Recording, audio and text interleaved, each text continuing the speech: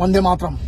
भारत को सबसे ज्यादा इज्जत दिलाने वाली बेटियां और कुछ ऐसे पहलवान लोग जिनने भारत के लिए पदक और पूरी दुनिया में इज्जत है, आज वो धरने पर बैठे हैं दिल्ली के जंतर मंतर में।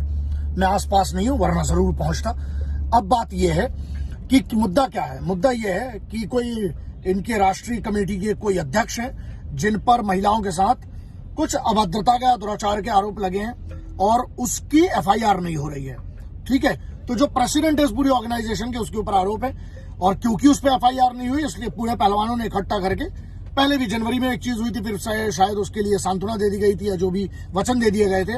अब बात ये आती है कि ये सब बैठे हुए हैं। मुद्दा ये है कि आप देखिए, सम्मान तो इनको वैसे ही कम मिलता है क्योंकि हमारे इधर सबसे ज्यादा स्पोर्ट्स वालों को, कमाल है ना अपने देश का, है ना। एक्ट्रेस जो है, ये एक्ट्रेस बोल रहे हैं जो यहाँ पर है वो गुटखा खाने बोल रहे हैं और क्रिकेटर जो है वो जुआ खेलने बोल रहे हैं। तो उसके बाद ये जो पहलवान है जो ऐसा कुछ नहीं, मतलब मैं उन पहलवानों की बात कर रहा हूं जिनने लाखों के एड्स छोड़ दिए क्योंकि उनको सॉफ्ट ड्रिंक का एड नहीं करना था।